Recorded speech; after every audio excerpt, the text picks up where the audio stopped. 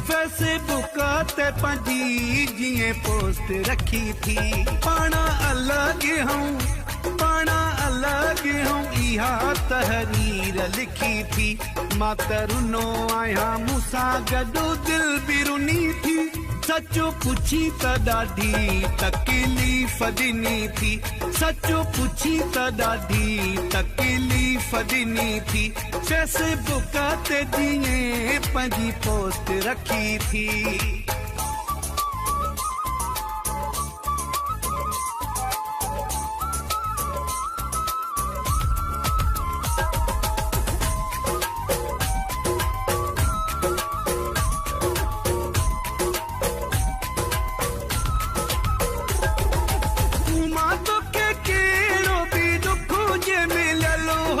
personal तोखे मुंहिंजो number बि ॾिनलो हो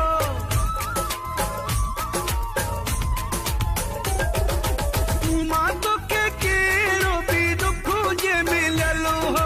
पर्सनल तोखे मुंहिंजो नंबर बि ॾिनलो हो पर्सनल तोखे मुंहिंजो नंबर बि ॾिनलो हो मूंसां ॻाल्हाई हा पाड़ी कहिड़ी दुश्मनी थी सचो पुछी त ॾाढी तकलीफ़ ॾिनी थी सचो पुछी त ॾाढी तकलीफ़ ॾिनी थी फेसबुक ते जीअं पंहिंजी पोस्ट रखी थी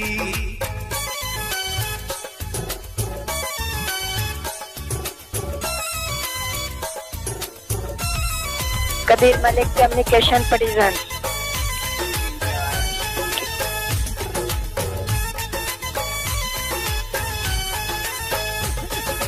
तुझी मुझी यारी जी हाथ हले पई गली गली शहर ओ ताक हले पई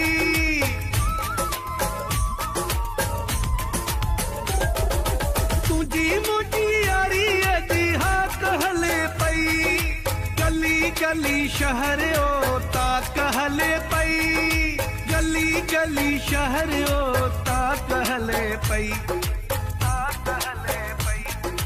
मोरन जहिड़ी जोड़ी छॾी यार छिनी थई सचो पुछी त ॾाढी तकलीफ़ ॾिनी थी सचो पुछी त ॾाढी तकलीफ़ ॾिनी थी फेसबुक ते जीअं पंहिंजी पोस्ट रखी थी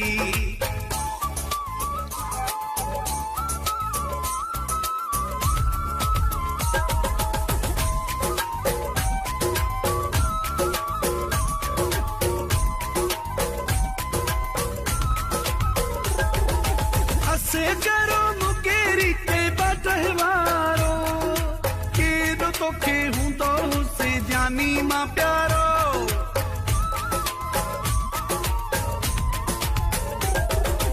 असे करो मुकेरी ते बटवारो केॾो तोखे हूंदो हुसे जानी मां प्यारो केॾो तोखे हूंदो हुसे जानी मां प्यारो एॾा दुख ॾेई पोइ बि अखि न भिनी थी सचो पुछी त ॾाढी तकलीफ़ ॾिनी थी सचो पुछी त ॾाढी तकलीफ़ ॾिनी थी फेसबुक ते पंहिंजी जीअं पोस्ट रखी थी पाणा अलॻि हूं इहा तहरीर लिखी थी मां तरुनो आहियां मूंसां गॾु दिल बि रुनी थी सचो पुछी त ॾाढी तकलीफ़ ॾिनी थी सचो पुछी त ॾाढी तकलीफ़ ॾिनी थी फेसबुक ते